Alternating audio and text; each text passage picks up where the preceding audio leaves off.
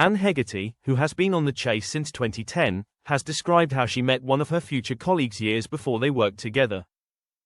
The Chase's Anne Hegerty has said she was asked a blunt question by one of her ITV co-stars while at a quizzing competition. Anne, who turned 67 today, was talking to Clayton Bielan on his podcast Towards Understanding discussing her career when she discussed bumping into one of her colleagues who told her about a new program he was filming for ITV. She said, "One month I went to the British end of the World Championships in which I did pretty well, and I went to the bar to get a drink before lunch.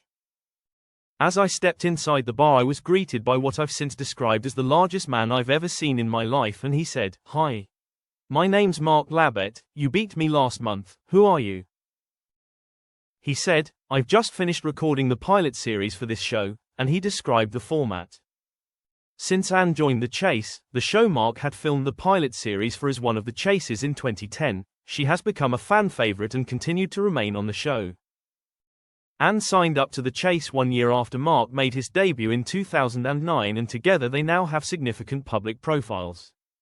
She has also appeared on I'm a Celebrity, Get Me Out of Here, and discussed the impact of an unplanned rise to fame, one which includes a lot of socializing. She told Best Magazine, "There are times when I would like to have a less social life than I do. The thing is, I could say no more, so really, that's on me. I'd quite like it if things were not so busy, but then if they weren't so busy, I'd worry."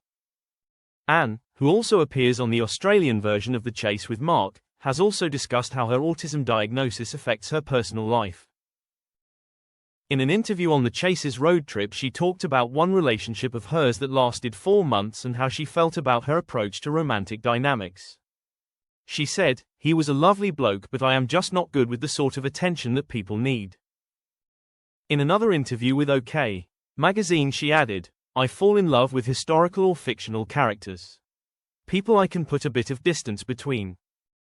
I get overwhelmed in the presence of actual people and everything shuts down. I've found that with sex, too. It's like I can't be fully in it.